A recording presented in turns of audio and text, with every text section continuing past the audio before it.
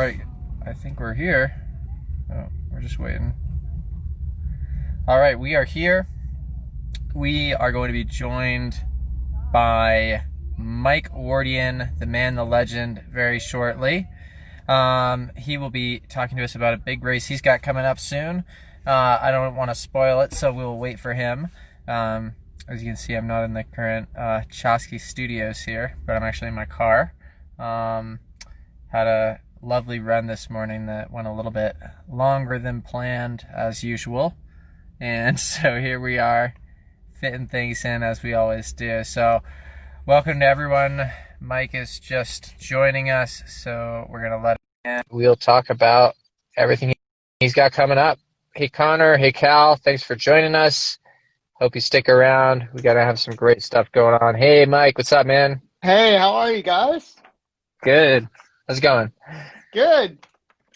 Awesome.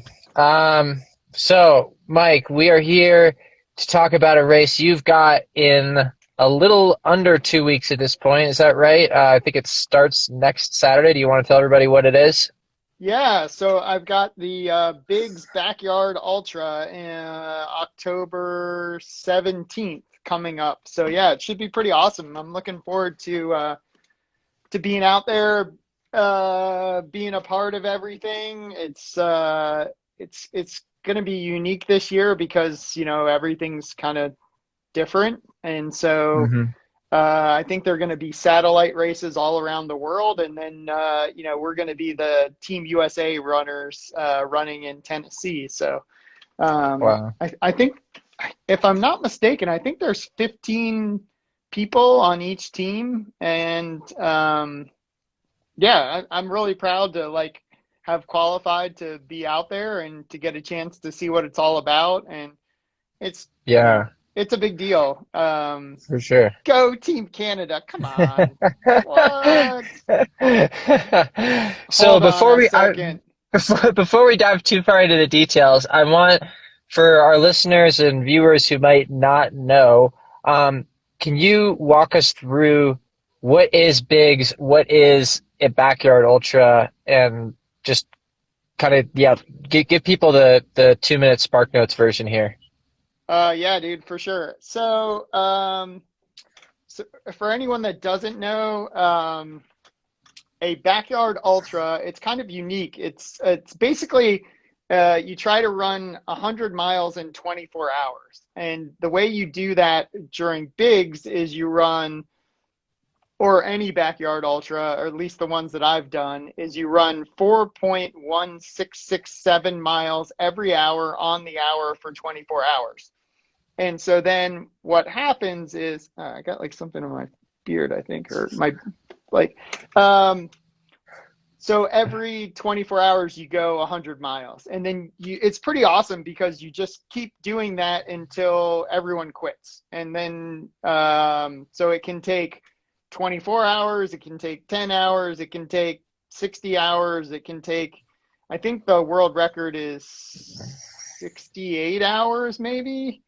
Wow. And so the last time I did it, I went 63 hours, or the only time I've done a quarantine backyard ultra of this style. I did some other ones where they each hour it got shorter, and I did some other variations of it. But this format, where you go 4.2 miles every hour, I made it 262 miles. So that's kind of a lot of running that's going to be coming up in the near future. And so I've been kind of getting ready for that mentally and physically. Last weekend, I did a thing where I only went 1 mile every hour on the hour, just to kind of get used to how quick an hour goes, and just how annoying it is to try to eat and do anything, and just get a feel for staying up through the night. Just all the things that go along with what you're gonna face in a couple weeks. Yeah. So take us back to March. I think it was the end of March, early April when Quarantine Backyard happened. And this was really the first kind of bigger race, especially in the ultra world, that happened post-COVID. at least post lockdown in the United States. So tell us, like, how did you get involved in that? Did you have you always wanted to do one of these backyard races, or was it just like, oh, all my other stuff is canceled this month. This sounds cool. I'll just hop in. Both. So yeah, so yeah, everything got canceled. Like I was supposed to be running a race for a company called Ultra X in Sri Lanka. It was like a stage race that got canceled. Um, and so I was kind of looking for things to do. Like my big goal this year was to run across the country, and that got canceled. And so I had some good fitness. I just won a race in Saudi Arabia, the first ever trail race there for some friends of mine called Eco Trail. And I was looking for something to do. I just I had always joked like I was going to run a marathon in my neighborhood. So the week before the quarantine backyard ultra, like I did like a marathon just around the block in my neighborhood. And it actually went really well. I ran like one of my faster times. Like I ran like 2:33 just, by myself. Like Wow, after I put some offers in for my work, like a deadline, and then just went out at noon and ran until like around 2:30 or something. And like the whole neighborhood came out, and it was just awesome. And so like that's that so was the cool. week. Yeah, it was like the week before the quarantine race. And I had planned to do what's known as like a fastest known time, where you kind of do this self-directed um, project where I was going to I can't remember which one. I've done 12 this year, so like Wow. fastest known times. So I can't remember which one I was going to do, but I think I was going to do the one where I run all the boundary stones of Washington, D.C. So Yeah. it's about 70 miles or so. Like there's a 10 by 10 square that goes around DC. It's kind of like a Yep. tilted square. And so that was kind of what I was planning to do. And then my friend Maggie Guterall, who's won the backyard ultra, the bigs before, had been trying to get me to do one for years. And it's always like I always had something to, going on, or um, I just couldn't. I had already committed, and this is a race Mhm. where, I still work full time as a ship broker and owner of a company, and so if you go to a race, like it's if you don't know when it's going to end, that makes it kind of hard planning wise. So Yeah. I was always like, yeah, I just it was just yeah, it's something I hadn't got a chance to do yet. And when this came up, I was like, oh, sweet, like I'll get to like hang out and run and see how far I can go, um and just give it a try. And what was so neat was it was like it was going to be worldwide, so you kind of get the chance to like mix it up with people all around the world. And there were some really good athletes that were taking part, and I was like, oh, this will be a good chance to test myself against some of the best people. And I think at the start there was like 2,500 people running around you know the world all simultaneously. And so I just kind of jumped in, and I was like, sweet. And I think I decided to do it on like a Wednesday or Thursday, and the race started on Saturday morning. So like not a ton of like prep going into it. And like I actually just walked out there with like a little Hoka box full of like goos, and that was it. And then my wife actually saved the day, Jennifer. She like saw Maggie's like setup, and she had like a table and like a heater and like jugs, like those big, like she had Tailwind, but like they were basically like those big like Gatorade like things you see Yeah, for like yeah, football teams. and yeah. and like and my wife's like, dude, you're gonna get your ass kicked, like you need some help. And but it was actually pretty straightforward. Like for the first day or so, I just kind of like used the house as like a just came in every like 45 to 50 minutes, and went to the bathroom, grabbed something to eat, and then went back and ran. And I gotta say, it's an awesome like event, just because you are always like either moving, going to the bathroom, eating, and there's really nothing else. There's no time to really do anything else. And so Yeah. it's it's just all, and like there's no, you can't just like go and hang out, like um but then you do have to like wait. So like it's a very it forces you to be very disciplined, and I really enjoyed that. Like Yeah. I was impressed with how hard, like I don't know what I was expecting, but it was way cooler than I thought. Now, you talked a little bit about, you did the kind of 1 mile training backyard run pretty recently. Has there been anything else you've done differently? Because it is a very different race style, like what you're talking about, versus a traditional ultra where you have a set distance or a set time that you're going to be running for. But now it's like you don't know how long you're going to be running for. You don't know how many hours it's going to take, and you're not really running continuously. Like you said, you have these kind of weird chunks of time every hour.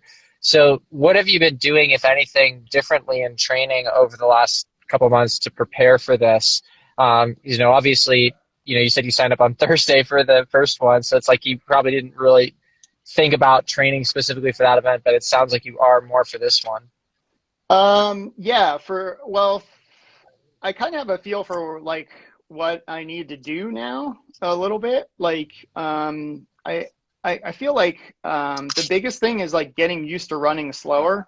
Like just like there's Yeah. something like that, we're used to trying to run as fast as we can with the least Hmm. amount of effort. And this is actually really weird because you basically want to run as slow as you can that's comfortable, Right.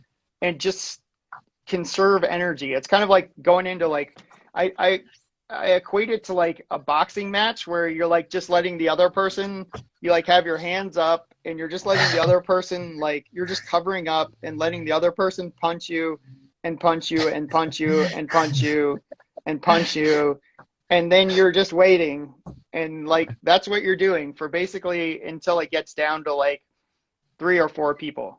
Yeah. And so that's kind of the trick is to like, keep eating, keep drinking, stay on top of everything. Like if you have a hot spot, take care of it. And what I've done leading up to is I've done a ton of like kind of like big adventures on my own where I'm taking care of myself. I did in early August, I ran like 110 miles solo. Like I did a run with like a 25-pound pack on my back, like filtering water. But mostly it was like just to like see if I could be out there by myself, taking care of myself. And that was across Shenandoah National Park. And I set like a self-supported fastest time section of the Appalachian Trail that runs through that park.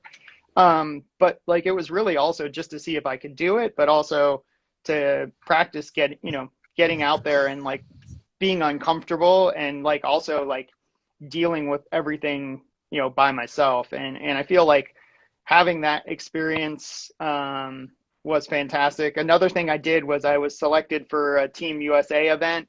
And I did that at the end of August where I ran every single street in Rehoboth Beach in Delaware, and it was about 35 and a half miles. But it was really interesting because it was a lot of like stopping, trying to find out where you're going, but also like just keeping track of, where you need to be. And I feel like that's going to help me for the Quarantine Backyard Ultra because it's like, it's not just physical, but also like just mentally being acute and like not making mistakes. Like you gotta, keep eating, keep drinking, but you also have to keep like showing up. And I think that's the hardest Yeah. thing for some people is like, uh, I don't want to go back to the start line. And the hardest part, like, I think it's like so many things in life. The hardest part is like sometimes like just getting your feet on the floor in the morning, right? Like once your like Yeah. feet hit the floor, like you're fine. But like that moment where you're like trying to decide to put your feet down and it's cold and yeah, that can be tricky. But like once you get up and get going, like it's like you never, I don't know. I'd never have a run where I come back and I'm like, oh, I wish I wouldn't have done that. Like maybe the one Yeah. run where I've gotten hurt before, but like, and I was like, oh shit, I didn't need to go for like the fifth run of the day, right? But like, most of the time you come back and you're like, ah, sweet, that was like the best thing I've done.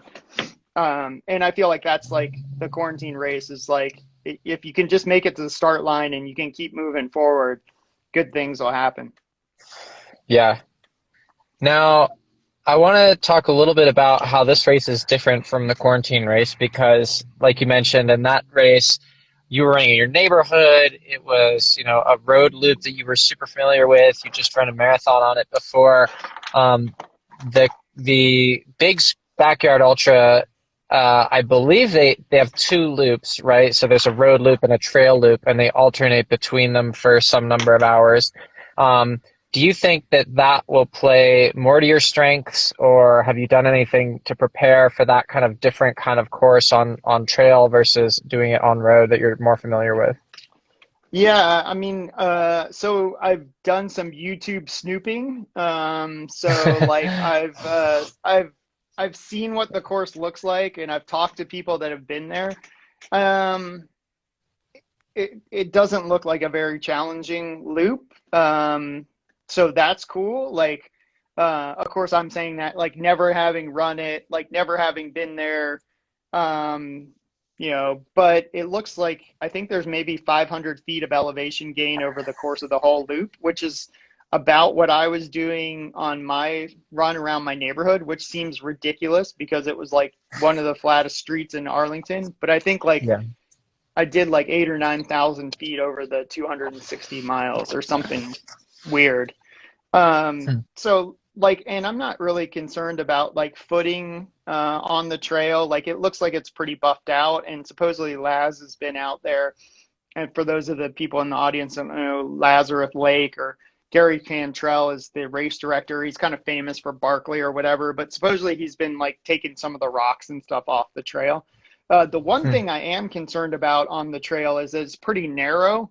And so if there's a big group of us, like I'm just worried it's going to be like a conga line and like maybe I saw something where one guy said he wasn't able to run the pace he wanted to run because, there's everybody going a little bit faster or slower than he's comfortable with. And I think that's something that, I'm just going to have to figure out. And I think on the road loop, it'll be a little bit more spread out. And it's basically for those people that don't know. And again, I haven't been there, so this is just what I've heard. But during the day, you run the trail loop, and at night they run you on the road. So it's just a little safer, Yeah. supposedly. Um, Yep. As I've heard. but yeah, but I'm more interested in like what are the accommodations going to be like with the tents and like how do we like stay warm and charge stuff. Yeah. Yeah. No, the logistical questions become important when you have a race that lasts 60 hours or something. So, Yeah, exactly. And like um, can you put you like how close can you be to the start line, all that yep. kind of stuff. And like can you So that move, that and especially like with the restrictions in place. yeah. So that brings up kind of the last thing I wanted to touch on, which is so you mentioned back in March you ran 263 miles. I believe it was 60 hours even.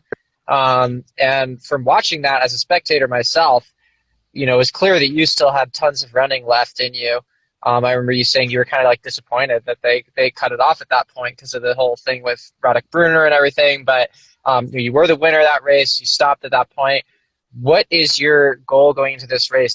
Are you thinking about I want to make it this far, or is it just like I just want to keep showing up until there's no one left? Yeah, I mean, I think it's a little different because we're running as a team. So, like, we're running as the U.S. team. And so, like, I'd like to contribute to, I think one of the biggest things in my life is, being able to wear the USA singlet and to be able to take part in events for the U.S. And so, like, if I can contribute and help my teammates, do something special, that's more important than like it'd be cool to win. Like, yeah, that's always cool. But like I think like if we can all help each other do something special, like I think I was out there for 63 hours, like 260 miles, and we were close to the world record. And so like if we could, work together, because there'll be like really amazing people, like a lot of the people from the 24-hour world team for the US are going to be on the team. Maggie Guterall, who's won the race, Courtney DeWalter, I think might be there. So Oh, like some super solid,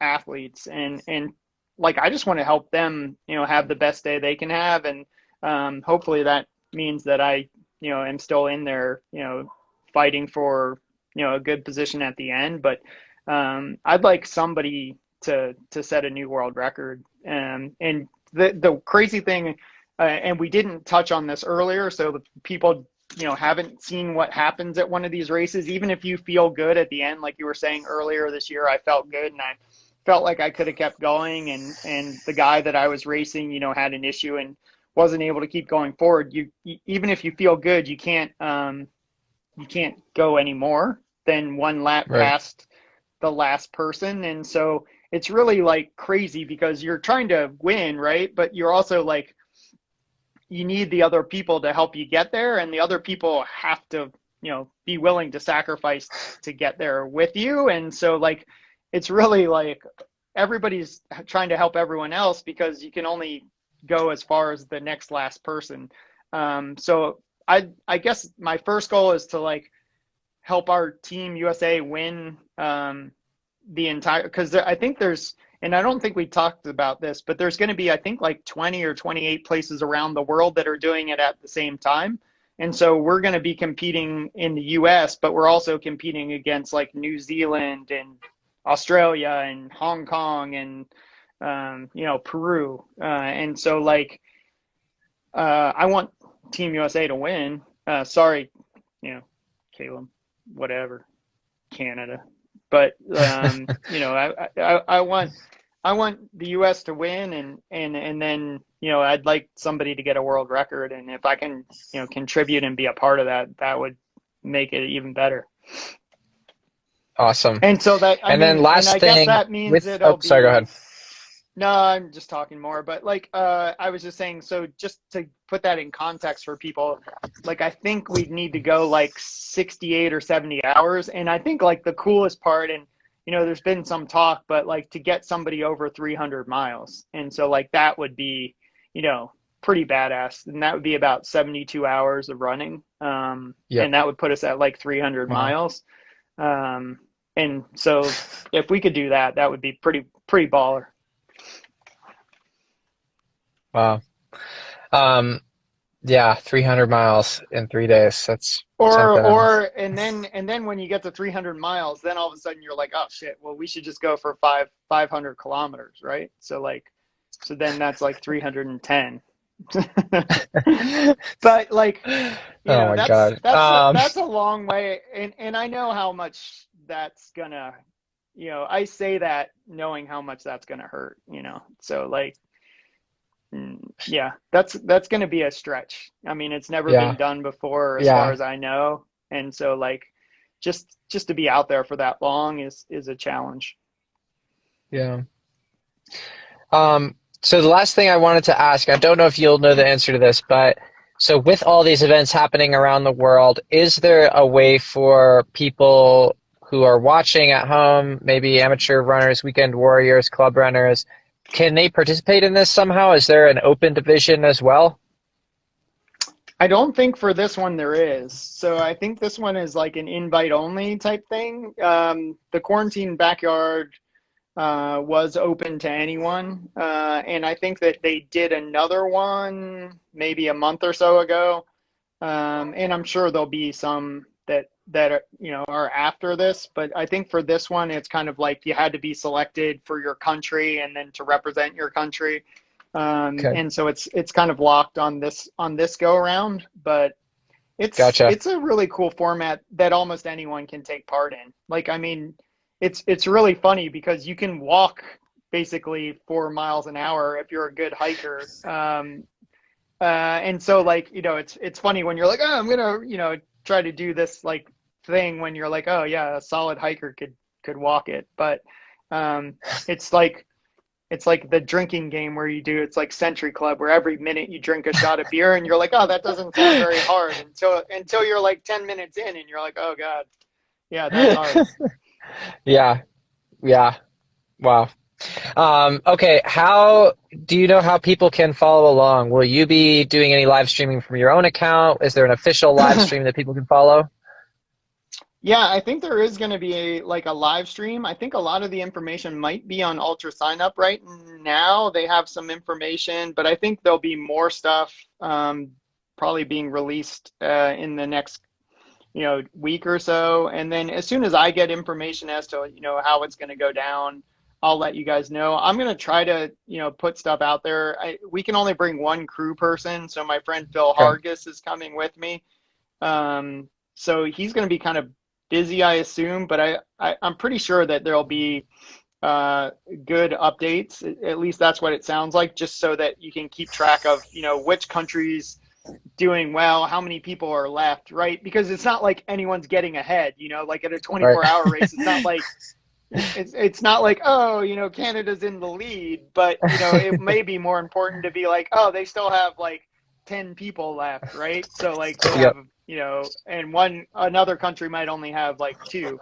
But I'd say like if people want to follow, the best times to probably follow, I think it starts at like 6:30 or 7 in the morning on the 17th. But it's kind of easy. You just follow like every hour, and then if Right. you want to be totally lazy, you can just check like every 24 hours, just check back and be like, oh, they're still there or not. So like Yeah. it should be pretty straightforward. But yeah, I'll try to be putting out content and keeping everyone posted as much as I can. And it also depends on like if they have good Wi-Fi, if I have a signal, Right. like all that kind of stuff. And I've talked to some people where they said like some services work. Like I'm sponsored by T-Mobile, obviously, and they usually work everywhere, but I just don't know what it's going to be like there. Cool. Okay. Well, Mike, thanks for your time. We will let you get back to working, training, family life, but it's been great. I'm super psyched about this one. I only ran the first, I think it was like 15 hours or something of Quarantine Backyard, and it's such a cool event. I'm super psyched to watch it and follow along. I think it plays into a lot of your strengths, so I'm excited to see how you do. And we'll definitely be posting more in the week and a half leading up to this race. So check out our blog. We'll have an interview with Mike up later this week. And we'll be obviously cheering you on and reposting all the information that we can get about how people can follow. But thanks so much for your time, Mike. Good luck with everything and keep in touch. Thanks, guys. All right. All right. Bye. See you, everybody.